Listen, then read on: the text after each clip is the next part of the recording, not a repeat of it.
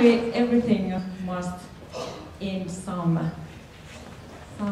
So we have next speaker who will wrap up this 5th SIDseminar. He is Associate Professor of Innovation in Emerging Economies at the Faculty of Intercultural Communication Management at Copenhagen Business School. Warm welcome to Mr. Sudhansu Rai. Hi. I'm not only the last speaker, but I'm also the shortest speaker. So, but just before I start the sum up, I was just thinking about yesterday. Geert and I were having dinner together, and he was sitting next to me, and I made this very provocative statement. He said, psychology doesn't matter; it's overrated. And then it got us into a fancy and fantastic discussion. The end result was I agreed with him, and he agreed with me that co-creation matters more than psychology. So, right now, we are into our last stage, and the most interesting but also a challenging stage, and where I have to sum up all what you have learned today, all for you to take home. So I'm just going to go through very simply asking you, I have been told this is Finland, people don't talk so much. So ask them questions, one question at a time, not many. So, I have some very simple questions for you. In the first morning session, what were the two most inspiring ideas that came to you in the first session? You just can say without raising your hand, just shout out. Two most inspiring ideas in the whole morning session.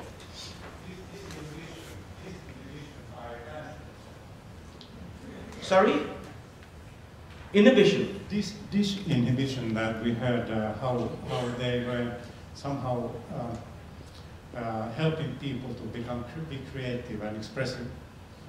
Okay, disinhibition. Okay. They were seeing that there are some obstacles that they have to break in order to get this process of code. You mean disinhibition? Disinhibition. Okay, fine. Thank you. What else? What else? Just loud. 6 impossible thoughts before breakfast. 6 impossible thoughts before breakfast. Okay. Grandmother's happiness is one. Okay. What else? Tantrum. Sorry? Tantrum. I can't hear you. Tantrum. Oh, tantrum. Oh yeah, that one. Yes, I understand that. What else? Alice in Wonderland. Alice in Wonderland. Okay. What else?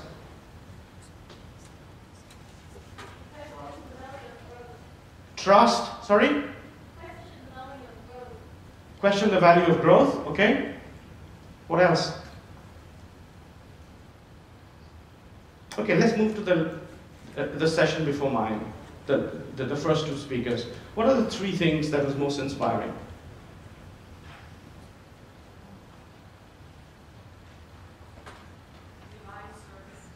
Divine service. Oh, that's a good one. Yes. What else?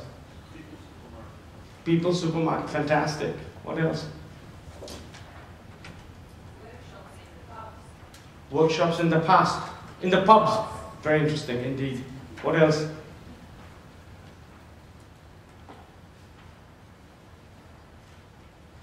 Any more?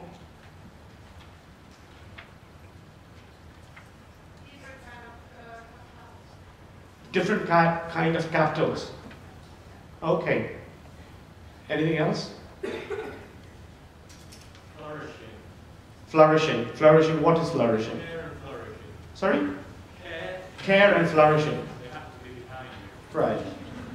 Care and flourishing. Okay. And what else?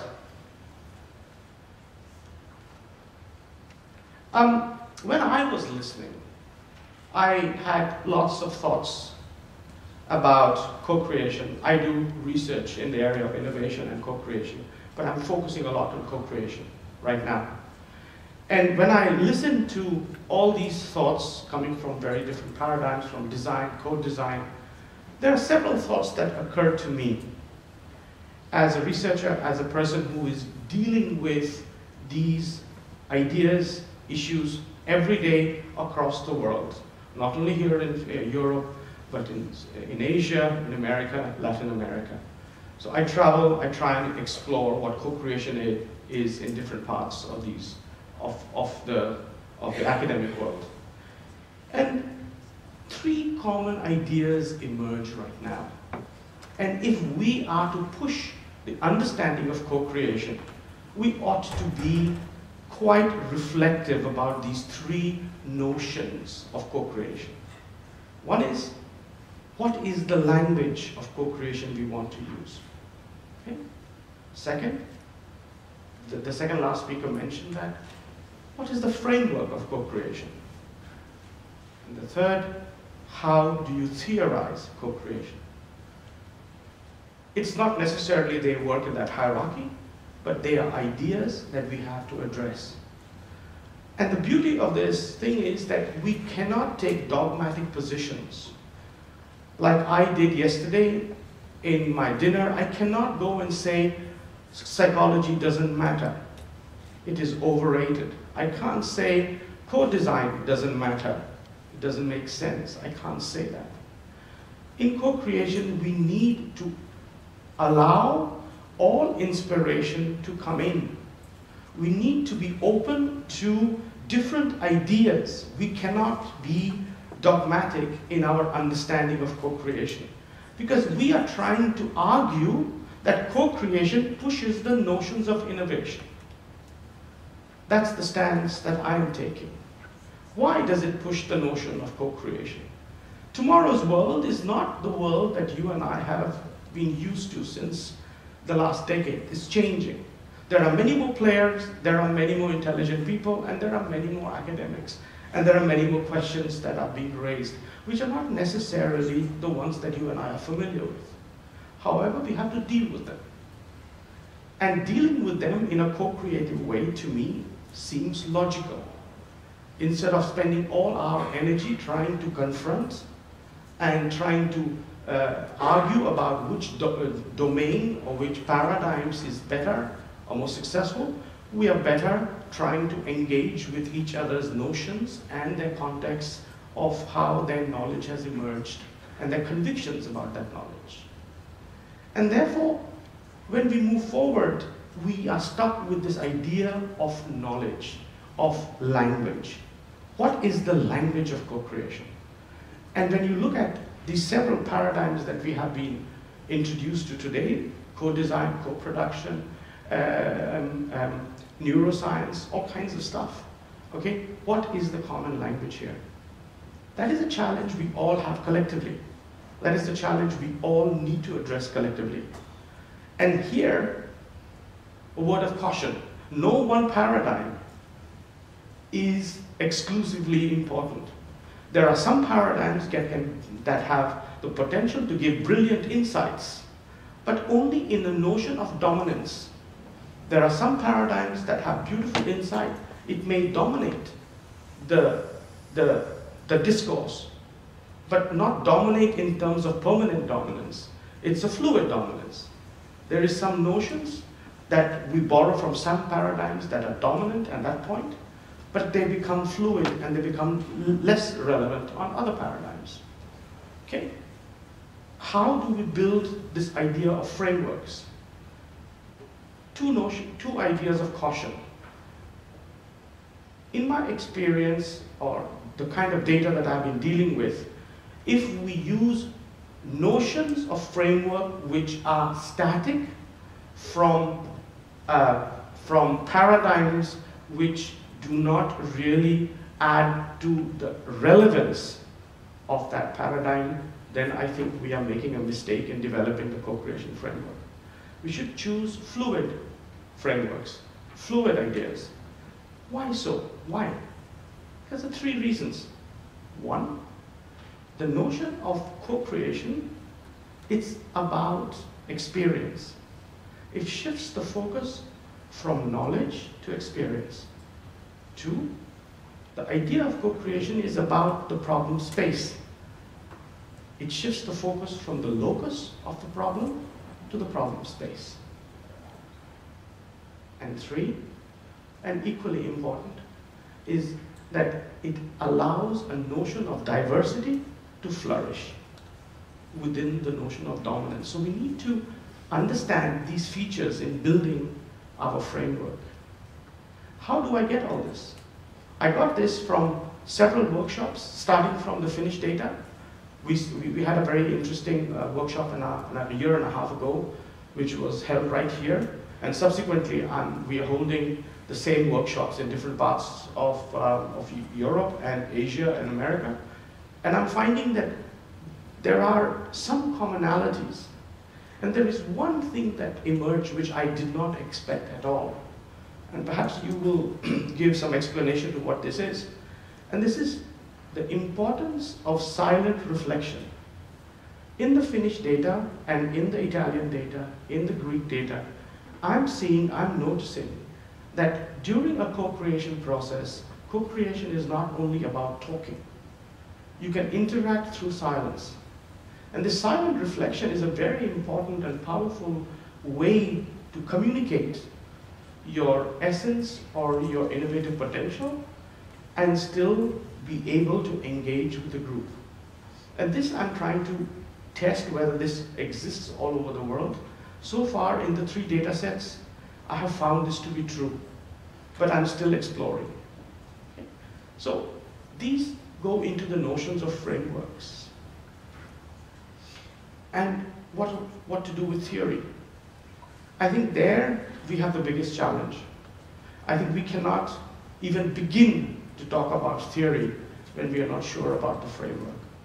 So theory, I think, will probably take a long time, many more years, even past my life and past all our lives. And I don't know whether we will eventually understand it. It is such a dynamic, evolving process. So why should we study co-creation? Question 1. What is it? Why is co-creation different from collaboration? And what is new in co-creation that we already don't know? Why should we study it? What is so exciting? I think I don't have definitive answer for any of them. Okay? But I can attempt to clarify what is co-creation and what is collaboration. Okay? I think collaboration is within a knowledge domain. So when, for example, if I were to say, let's collaborate and let's design or let's innovate around the pen. Okay? So we collaborate around the pen, and then you have domain experts that know everything to do with the pen. They engage with the pen. Okay? And then this pen will then undergo series of evolutions, innovations, and what would come out would be a better pen. But if I were to say something different, I should say, okay, let's co-create the experience of writing.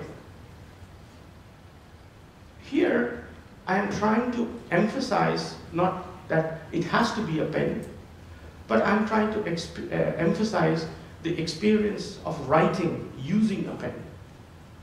What may come out may not be a pen, but it will have features of the pen that you will be able to write with it. So collaboration, in my mind, is domain specific, and its knowledge, it preempts the prevalence of knowledge. Whereas co-creation focuses on experience, and it preempts it presumes the availability of experience. They're the 2 differences that I found. The third and the most important part of this whole co-creation exercise is 2 things. The first, that co-creation is a very young and emerging idea. We have not solved anything. We are just beginning the journey. And we need to borrow from very diverse fields. And therefore we, as co-creation experts, not experts, researchers, cannot afford to be dogmatic. We need to be open. We need to allow everybody to have a voice and pick and choose intelligently what really can work for us in pushing the boundaries of co-creation. So in future, if you're doing co-creation research and you find yourself taking a dogmatic position, refrain from it. because then it's not much time, you will not be pushing the boundaries of co-creation. And the second thing, and it's quite interesting, okay? Co-creation is about unlearning the habits that you have learned about how academic presentation and academic knowledge is acquired, projected, and used. At times, you will find during a co-creation process that these habits would come under a lot of pressure. And it is not you that is under pressure, but it is the habit you have acquired on how knowledge is influencing you over time. So to just sum up, okay, what is it that we have learned today? What is it? What is our takeaway? Okay, from Nick's lecture, then from Karan's lecture, then from Gert's lecture, and all the other lectures, all the other talks. Okay, what is emerging is one, that the co-creation field is diverse. It is very, it can be defined in many ways. We don't have a clue to what it can do. We don't have a clue to how to use it definitively. But we have some idea of how we might be able to talk about it. Okay? In papers that I write, in journals that I review, and I'm editing 2 or 3 journals on co-creation that I review, I get a range of papers. And they're all exciting papers. And it just makes me sit back and think, you know what? We have a long way to go. We have a long way to go in really understanding what co-creation is. So this is one insight that we take over. So don't let it dishearten you, because you all are part of this journey that you're going to start, or you have started, and this journey doesn't have a goal yet. But the journey continues. And that's the exciting thing about research. We don't know what we will get out in the end of the day, but the passion is to discover. And co-creation is we are still in the discovery mode. That's the first part. The second thing that we need to take from today, is that co-creation is less about creation and more about co. And the creativity literature, all that is interesting. But then here you will criticize me for taking a position. You will say, I'm being dogmatic. Okay? I'm saying, you will tell me that I'm being dogmatic, and I'm saying co-creation literature is less about creation and more about co. And there I leave you with a provocative statement. Please argue against me. Please tell me that why co-creation is more about more about creation and less about co. If you convince me, I will be all yours. Okay? Thank you.